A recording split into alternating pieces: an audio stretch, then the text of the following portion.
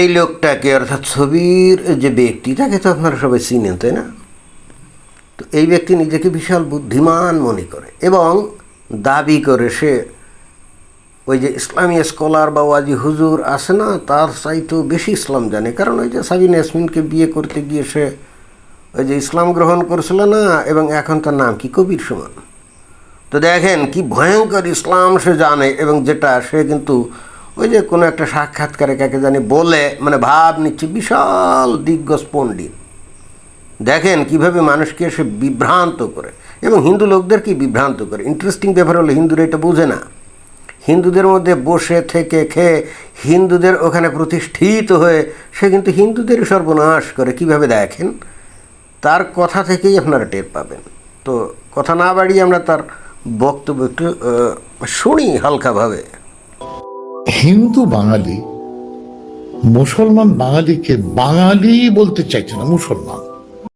তার অভিযোগ কি বাংলাদেশে বসবাসকারী বা বাংলা ভাষী অঞ্চলে বসবাসকারী, যেমন বাংলাদেশ আর পশ্চিমবঙ্গ, তো এখানে যারা হিন্দু তারা তো নিজেদেরকে প্রথমে বাঙালি পরিচয় দেয়, তাই না? এবং তারপরে কিন্তু পরিচয় দেয় সে হিন্দু।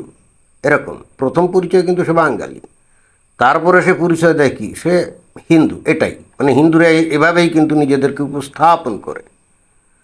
এবং তার অভিযোগ হচ্ছে এই হিন্দুরা এই মুসলমানদেরকে বাঙালি বলে পরিচয় গণ্য করতে চায় না, মানে মুসলমানদেরকে বাঙালি হিসেবে গণ্য করতে চায় না, তাদেরকে জাস্ট মুসলমানই বলে।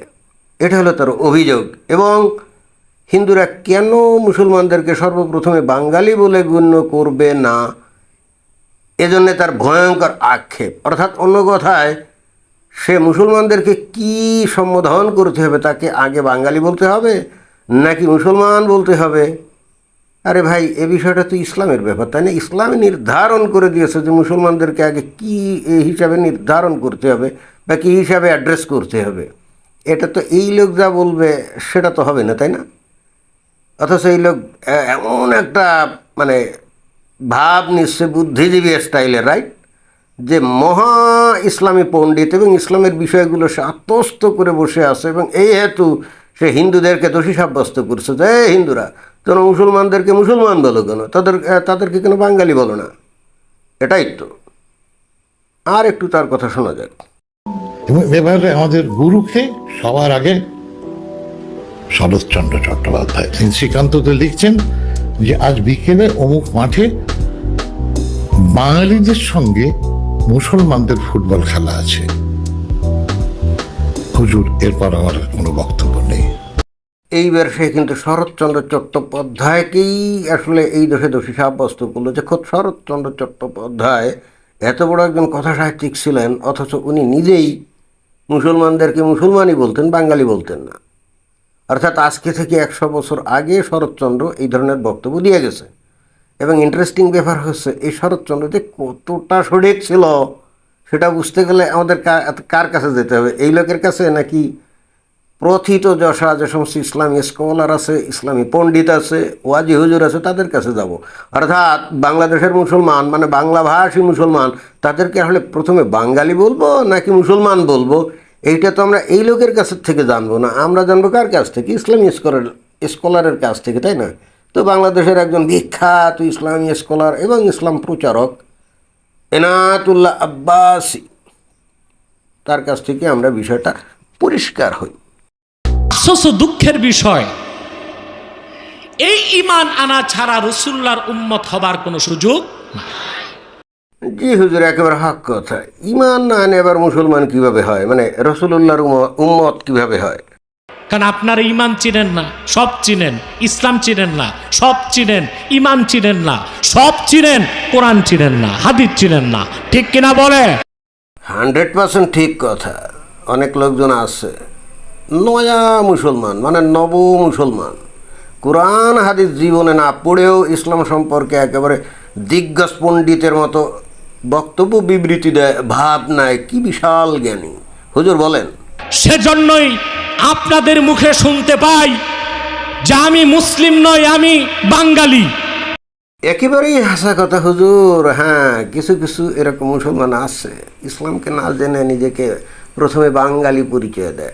আছে এরকম কিছু কিছু আছে পাবলিক তো এখন আপনি একটু ভুল কোথায় সেটা একটু ভেঙে দেন। আসলেই কি মুসলমানরা প্রথমে বাঙালি পরিচয় দিবে নাকি প্রথমে তারা মুসলিম পরিচয় দিবে? এটা একটু পরিষ্কার করে দেন, পরিষ্কার করে দেন। মানুষের মধ্যে অনেক ভ্রান্তি আছে এই বিষয়ে, আর বিশেষ করে তারাই এইগুলো বেশি করে প্রচার করে যে মুসলমানরা হলো প্রথমে বাঙালি। কারা?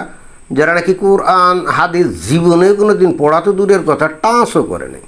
এরা ইসলাম সম্পর্কে বড় বড় লম্বা লম্বা লেকচার দেয়।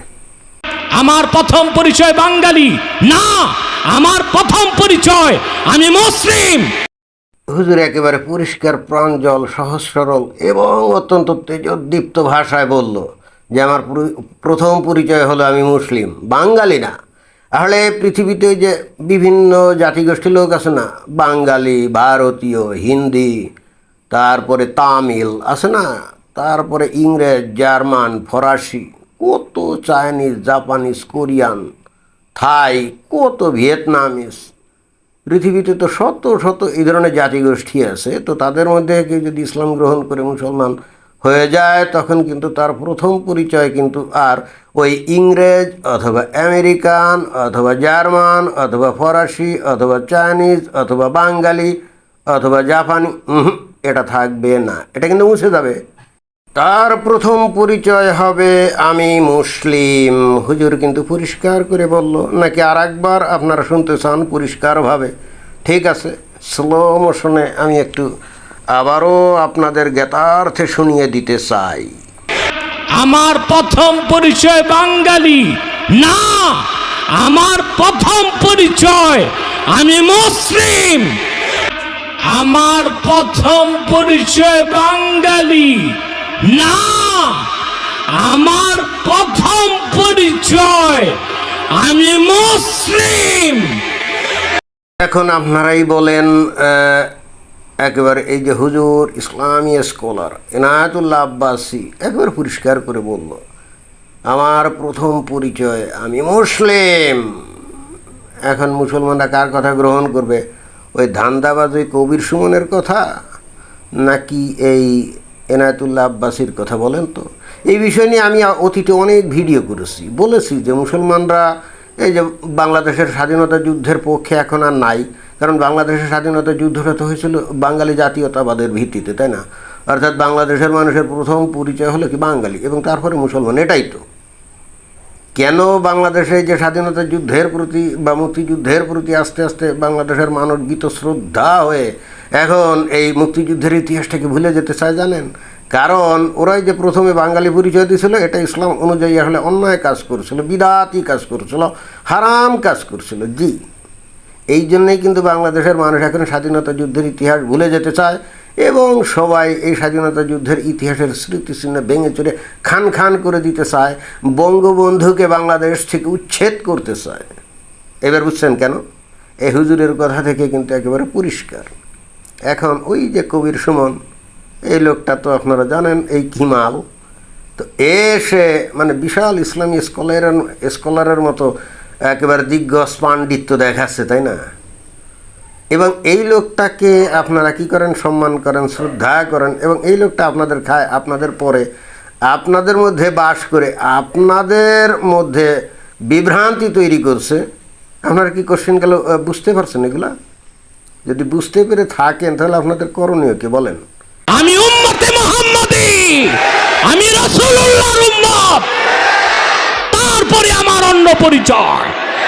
জি হুজুর, ভালো করে একটু পরিষ্কার করে বলেন, কারণ এত বলার পরও কিছু লোকজন আছে ধান্দাবাজ, তো মানুষদেরকে বিভ্রান্ত করতেই তারা খুব স্বাচ্ছন্দ্য বোধ করে এবং বিভ্রান্ত করে ভাব নেয় বিশাল বুদ্ধিমান, বুদ্ধিজীবী। আপনার প্রথম পরিচয় কি হবে সেটা কোনো নেতা নির্ধারণ করবে না, কোনো নেত্রী নির্ধারণ করবে না, কোনো বুদ্ধিজীবী নির্ধারণ করবে না। মুসলমানের পরিচয় কি হবে আল্লাহ নির্ধারণ করে দিয়েছে।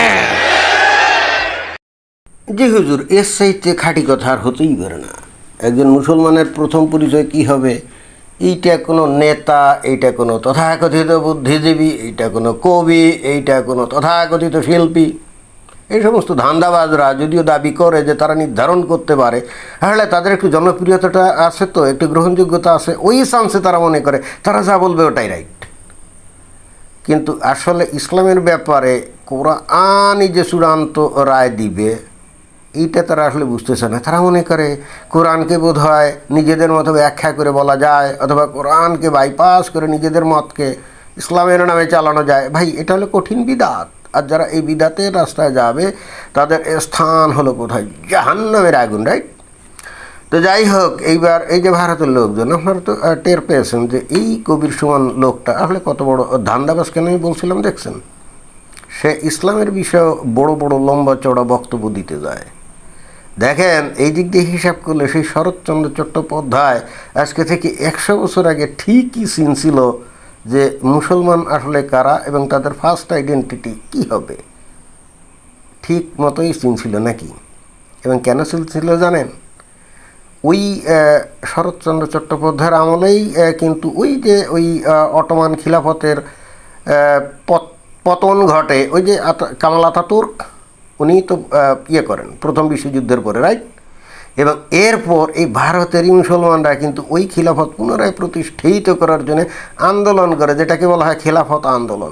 তারা কিন্তু বহু আন্দোলন করে এটা নিয়ে, এবং এই ব্রিটিশ সরকারের কাছে দিন দরবার করে যেন যে কোনোভাবেই হোক খিলাফত প্রতিষ্ঠা করতে হবে। যেখানে কিন্তু মহাত্মা গান্ধীও কিন্তু ওদের সাথে ছিল, বুঝছেন? আর ওই সময়কার মানুষ হলো এই শরৎচন্দ্র চট্টোপাধ্যায়। এবং তখনই উনি দেখছিলেন, যদিও এই মুসলমানগুলো ভারতীয়, যদিও তারা হয়তো বাঙালি, কেউ কেউ হিন্দিভাষী, কেউ পাঞ্জাবি, কেউ এরকম ছিল না, ছিল তো। ওই সময় শরৎচন্দ্র দেখতে পেলেন যে ওরা সমস্ত পরিচয় ওদের আউট, ওদের প্রথম পরিচয় হলো মুসলমান। শরৎচন্দ্র চট্টোপাধ্যায় কিন্তু কোরআন হাদিস পড়ে এটা জানে নাই, জানছিল তখনকার মুসলমানদের আচরণ থেকে। আর এই লোকটা কি কবির সুমন, তাই না? ধান্দাবাজি শুরু করছে, বিশাল পণ্ডিতের মতো কথা বলা শুরু করছে, তাই না? কি আর বলি, ধন্যবাদ।